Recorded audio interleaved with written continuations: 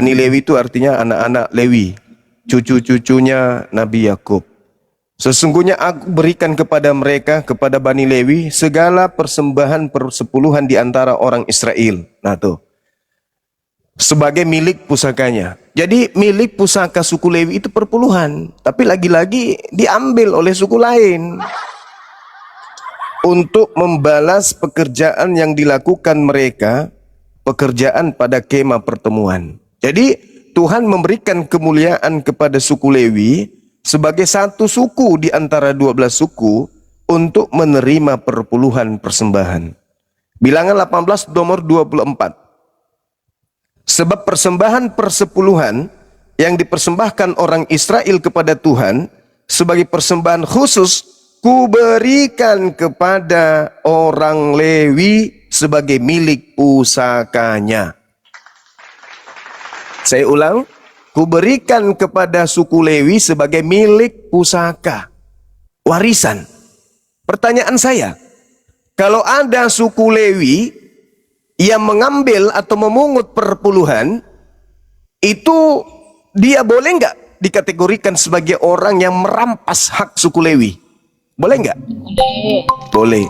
Orang yang merampas hak orang lain itu apa namanya? Suku Lewi. Orang yang merampas kemudian hak orang lain itu apa namanya? Mencuri. Merampok itu, merampok itu. Perampok. Jadi boleh dikatakan ada perampok-perampok yang mencoba merampok orang punya dengan judul perpuluhan. Merampok secara halus. Saya ulang lagi. Lagi haruslah engkau berbicara kepada orang Lewi dan berkata kepada mereka, apabila kamu menerima dari pihak orang Israel persembahan persepuluhan yang kuberikan kepadamu dari pihak mereka sebagai milik pusakamu, maka haruslah kamu mempersembahkan sebagian daripadanya sebagai persembahan khusus kepada Tuhan, yakni persembahan persepuluhanmu dan persembahan persepuluhan itu. Sebab persembahan persepuluhan yang dipersembahkan orang Israel kepada Tuhan sebagai persembahan khusus kuberikan kepada suku Lewi sebagai milik pusakanya. Itulah sebabnya aku telah berfirman tentang mereka. Mereka tidak akan mendapat milik pusaka di tengah-tengah orang Israel.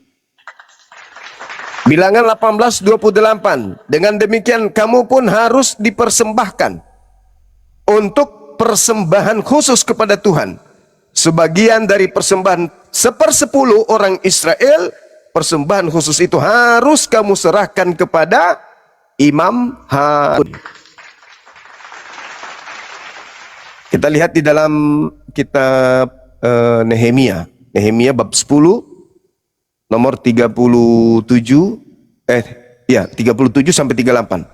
Dan tepung jelai kami yang mula-mula dan persembahan-persembahan khusus kami dan buah segala pohon dan anggur dan minyak akan kami bawa kepada para imam ke bilik-bilik rumah Elohim kami, dan kepada orang-orang Lewi akan kami bawa persembahan persepuluhan dari tanah kami. Karena orang-orang Lewi inilah yang memungut persembahan-persembahan persepuluhan di segala kota pertanian kami.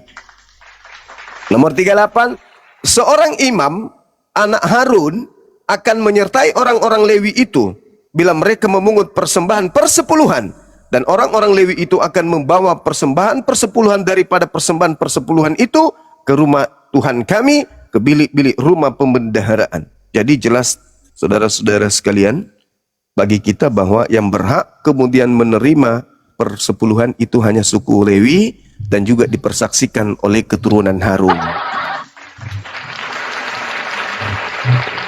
Iya. Sebentar Itu, Bang Juma silakan. Kita sapa nih, ada OTW murtad. Berarti kalau dikatakan OTW murtad ini berarti OTW ke neraka ya Bang ya? Kira-kira gitu Bang Juma? OTW kepada dunia kebinatangan. Jadi Oh iya. masuk menjadi dunia binatang. Coba binatang itu nggak ada aturan. Monyet tidak punya aturan, kuda, kambing, sapi, babi, anjing nggak punya aturan. Jadi orang-orang yang Islam nih yang mau hidup seperti binatang silakan murtad. Wah, bebas itu bebas. Tidak ada perintah bagi orang-orang yang murtad dari Tuhan, tidak ada. Jadi kalau orang Islam yang pingin bebas seperti monyet, bebas melakukan apa saja, silakan kuliah dari Islam. Wah, bebas, bebas. Tak ada perintah dalam Al-Quran. Wahai orang-orang kafir, dirikanlah sholat. Oh, enggak ada itu. Nggak ada. Orang-orang kafir itu bebas. Kata Quran, ulaika hum syarrul bariyah. Mereka lebih hebat, mereka lebih buruk dari hewan. Itu kata Quran. Jadi kalau Hai, gimana Bang Zuma? Hai orang-orang kafir gimana? Hai orang-orang kafir, dirikanlah sholat. Mana ada? Hai orang-orang kafir, dirikanlah salib. Ada itu Bang. Oh iya, kalau itu ada. Iya. Oke Bang, sebelum kita ini lanjut, saya sapa dulu nih kepada OTW. Selamat pagi Bang OTW. Selamat pagi, salam. Salmon. Salam. Pagi-pagi kok nyebut Islam gimana sih? Katanya mau murtad, kok nyebut Islam shalom. Salam Bang Zuma, Harusnya dia sebut terluka itu. Kristus, selamat Kristus. Oh, salam. Salam itu Islam. Ada. Selamat pagi, salam, assalamualaikum. Ya sudah. Kan memang tidak ada aturan, dia nggak ada aturan. Silakan. Iya. Nggak ada aturan. Oke, Bebas. Bang OTW. Mungkin Bang OTW ada yang mau dipertanyakan kepada Bang Zuma. Kenapa Anda sekarang OTW? OTW menuju kemana? Silakan Bang. Ke neraka. Oh, ke neraka ini. Alhamdulillah. Iya, kenapa mau OTW nih Bang? Saya boleh bernarasi sebentar. Boleh. Bangsa ini nggak akan bisa maju jika aturan hidup karena dogma agama kita itu diajak berpikir mundur ke zaman batu. Aturan-aturan diatur pada zaman batu. Kapan bangsa ini bisa maju? Kalau hanya kita mengandalkan agama yang membuat kita hidup primitif, apain kita beragama? Silakan. Iya. Jadi maksudnya Anda ini ingin seperti binatang kan ya? Tinggalkan agama. Monyet tak ada agamanya. Oh, monyet sudah maju kali monyet. Wah, monyet itu udah bisa naik pesawat monyet Bang. Karena mereka sudah tidak beragama lagi, maka monyetnya sudah hebat kali. Jadi kalau saudara mengatakan agama itu mengajak kita primitif, ya agama Anda aja. Islam enggak. Islam itu tidak kemudian terkekang oleh zaman. Satu-satunya agama yang dinamis, tidak statis, mengikuti perkembangan zaman, ya Islam.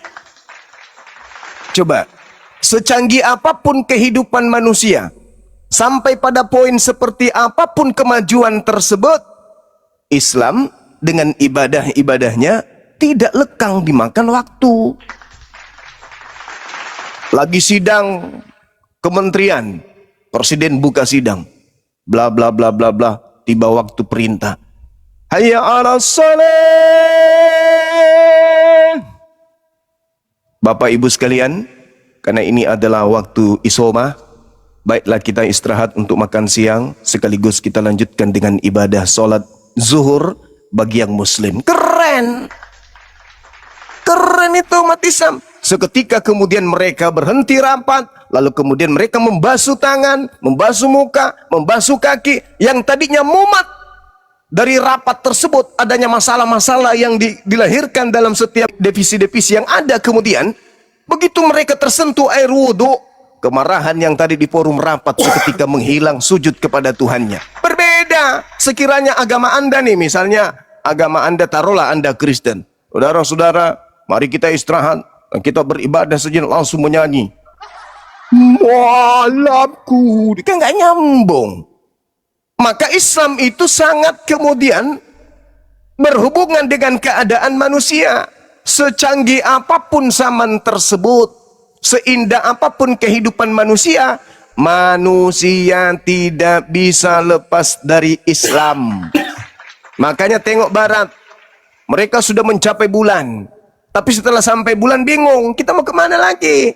Mau ke matahari? Mampus dah kalau ke matahari. Maka tujuan terakhirnya adalah ketika dunia sudah dicapai oleh barat, mereka kembali kepada siapa? Allah. La ilaha illallah Muhammadar Rasulullah. Makanya barat sekarang menuju kepada Islam, dinul Islam, kebangkitan barat menuju kepada agama Islam. Lah ente malah mau keluar dari Islam. Tapi belum tentu karena kita orang Islam ini tidak mudah terpedaya dengan nama Rasul, Allah, Alkitab, tapi isinya bukan, kan gitu. Sama seperti OTW murtad tapi ternyata dari lahir sudah makan babi, kan gitu ya. Begitu saudara. Jadi kalau Anda mengatakan agama tidak membuat Indonesia maju, justru Indonesia berlandaskan kepada ketuhanan yang Maha Esa, Qul huwallahu ahad. Tidak mengajarkan 3 Tuhan tapi 1 Tuhan. Indonesia setiap hari semakin zaman maju, semakin Indonesia menunjukkan kesejahteraan yang luar biasa. Gitu siap. saudara.